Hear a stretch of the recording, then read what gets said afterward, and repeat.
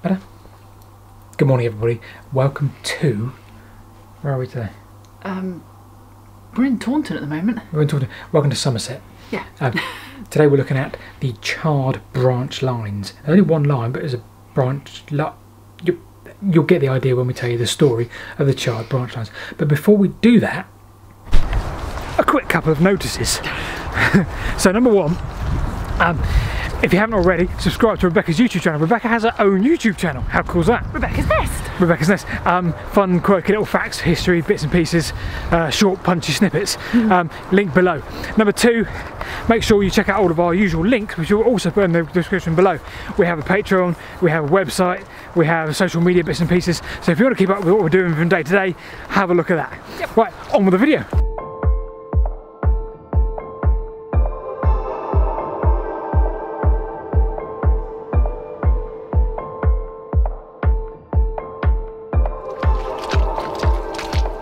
River Tone? I think so. I think it's a River Tone. Goes past Taunton. First stop of the day today is a bridge. 5 Arch Bridge, I think it's called, which makes sense because I can see 5 arches just ahead of us. We're going to try and tell you an interesting story today about Chard and the line that went to Chard from different directions. But we're starting from the north end, so we're working south toward Chard. So we'll tell you that story as we walk along the line in various sections. Right, first stop, 5 Arch Bridge.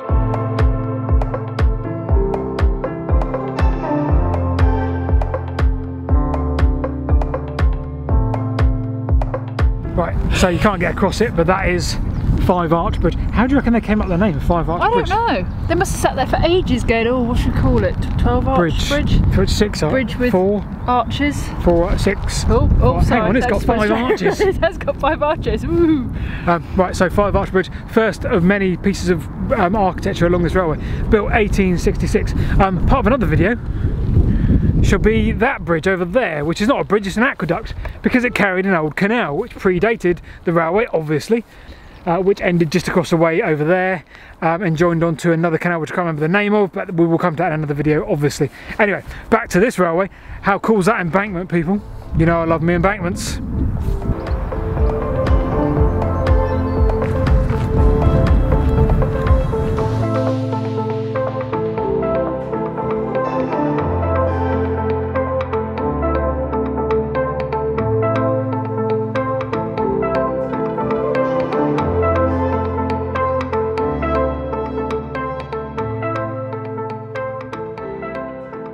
Right, so this is Ash Bridge. I don't know, well, are we on Ash Bridge or not, or is that Ash Bridge? I think that's Ash Bridge. That could be Ash Bridge. Anyway, there's 2 wonderful bridges here, which is lovely. This one's a footpath, and it's really green, isn't it? It is, it's mossy, it's full of moss. It's quite funny. So, where have we been so far? We started up at the 5 Arch Bridges. We did. Down to Aqueduct Bridge, which we didn't actually do because it's no longer there. Yep. Then we went to Thorn, which is now Thorn Falcon, then back to Thorn. No, other way around. Thorn Falcon. Then it changed its name to Thorn. Right. GWR changed it to I thought it was the other way around. And then it's went back to Thorn Falcon again. Okay, fine.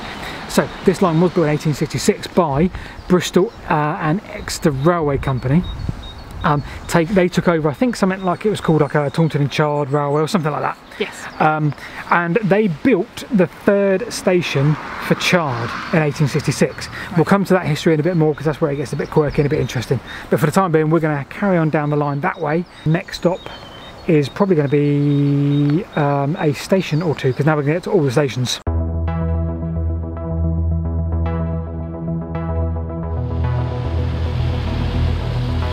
So this is Hatch Beauchamp. Hatch Beauchamp.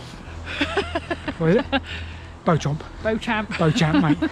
Hatch Beauchamp has a tunnel, which is way down there, which we ain't even going to get to because it's all newly fenced. It's proper newly fenced as well. Yeah. So we're going to have a look for the old area where the station was and the goods yard and all that. Yes, yes.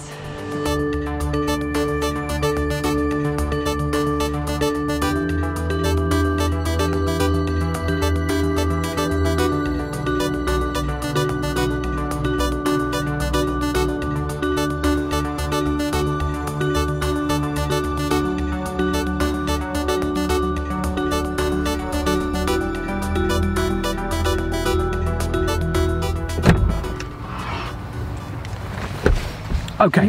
Almost fell over then. Not the best start to the day, despite the fact it's almost lunchtime. So now we've arrived at Ilston?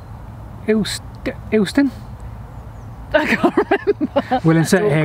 Yeah, we've got all the notes in the car. Which was a halt built in 1928, and it was just up on the embankment. We don't know if there's anything left, but it said it was like a wooden platform. Concrete platform. Concrete platform. But a wooden shelter. Right. And a pillbox on the north end. Yeah, now in terms of pillboxes, this line is covered in pillboxes and anti-tank devices, yes, like blocks and stuff like that, wasn't it? There's a big long line of defence. I think the line was even nicknamed the stop line. It could have been. Because of that. So in other words, anti-tank, stop tanks, I guess. Onwards.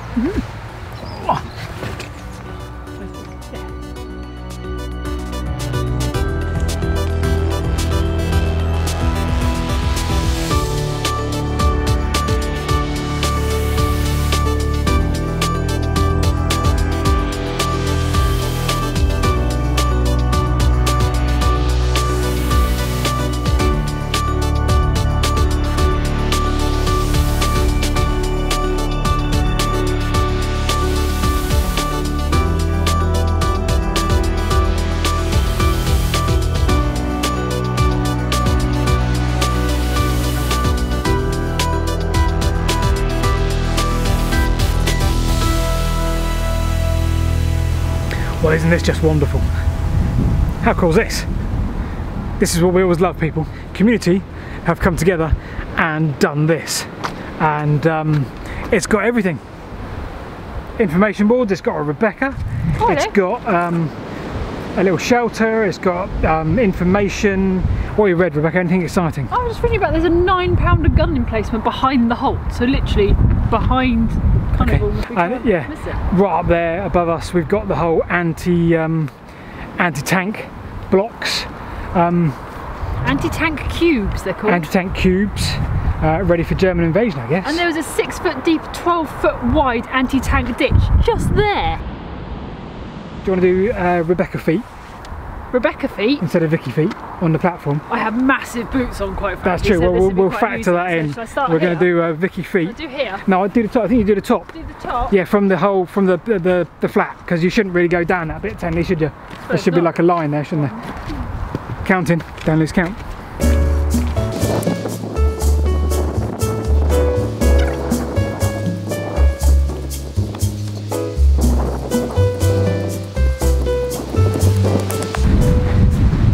How many feet? 89 3/4. Okay, so you've got big boots on. I've got massive Let's factor that boots down on. a little bit. Let's say 100. It's going to be roughly 100-ish, isn't it? 100 Vicky feet.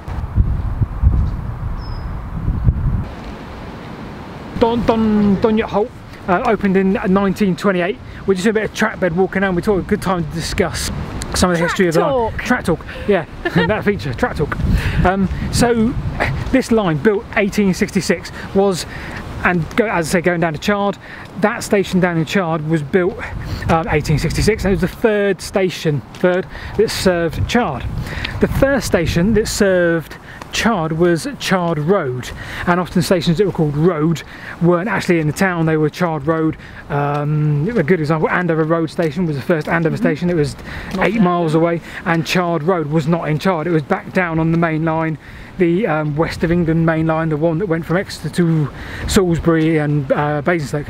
At that point, around 1860, they were already building or trying to build the start of the Chard Branch from the south, not this line.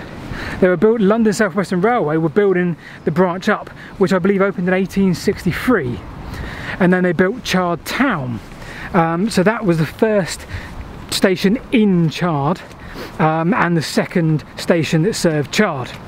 So then at that point, soon after, this line was being built, 1866, and they opened Chard Joint.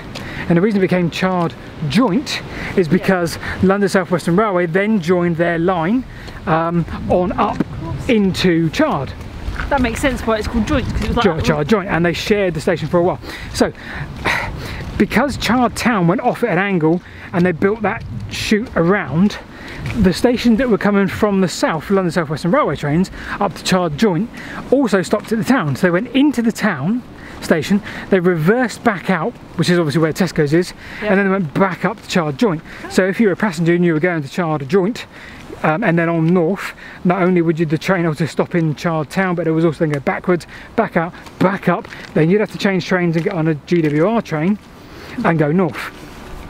So that's the relatively sketchy history of Chard and the reason why Chard had 3 stations.